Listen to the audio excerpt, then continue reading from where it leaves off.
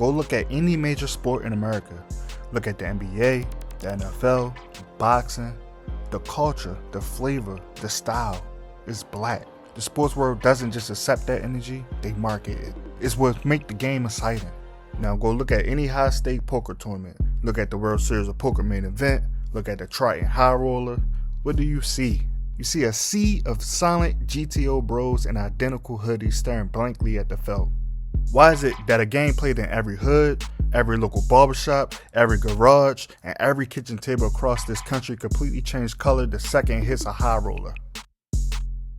In the early 2000s, the poker game found its Michael Jordan, Phil Ivey. He didn't just play poker, he took it over. He had that crazy stare, can make unbelievable reads, and zero fucking fear. He one of the baddest motherfuckers to ever sit at the poker table.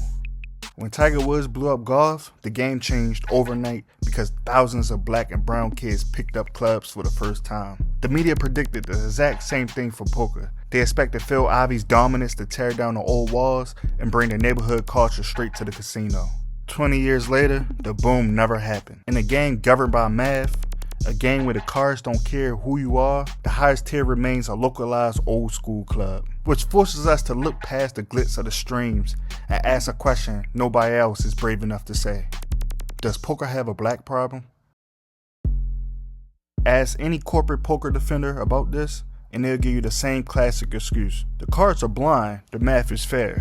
They'll tell you a deck of cards has no memory, no bias, and no prejudice. Aces are an 81% favorite over kings, whether you're a billionaire or a guy from the block. In theory, if you study the charts, master GTO math, and don't tilt, the table is the ultimate equalizer.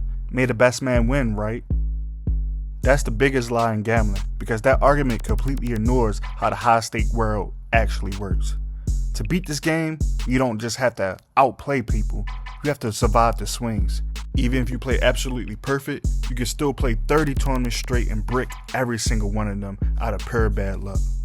Tournament math says that to keep your risk of going completely broke under 5%, you need a bankroll of at least 150 to 200 buy-ins just to survive the downswings. So let's talk real numbers. To grind tournaments professionally, to travel, pay for hotels, and buy in to a standard summer series, you need 100,000 to 320,000 of pure liquid capital.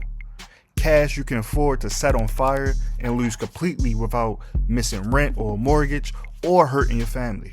And this is where the math of poker hits the brick wall of reality. According to the Federal Reserve, the average liquid cash in a black household bank account sits at $2,200. For a white household, it's 10 grand. You look at the total net worth and the gap is crazy. You have 45,000 compared to over 280,000. Look at the board. The bare minimum bankroll required to survive a tournament variance is literally double the total net worth of an average black family in this country. When the buy-in to the professional pipeline is a massive pile of disposable cash, the game isn't gate-capped by skill, it's gate-capped by generational wealth. But let's say a talented player defies the odds. They build a bankroll from scratch, online or in the local games, and they finally walk in to the high roller run. They step into a subculture that has spent decades being an old school exclusive club. In these rooms, it's quiet exclusion. And the second you bring real energy, the trash talk, the table talk, the natural energy, the corporate structure clip your wings by protecting the quiet GTO bros who sit there like robots. For the past 2 decades, the pipeline was standard. You had to travel to a casino, sit in their room, and play by their rules.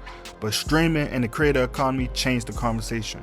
Today, a new generation is building their own networks, vlogging their sessions and grinding digital spaces.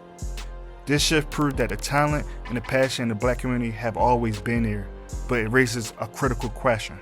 Can this digital wave actually push black players to the absolute top of the sport? The reality is cold. While the internet gives you access, it doesn't give you capital. A viral YouTube vlog or a thriving home game doesn't magically drop $100,000 bankroll into your lap to go play the high rollers. Even as the game grows at the bottom, the high stakes are still controlled by the old guard.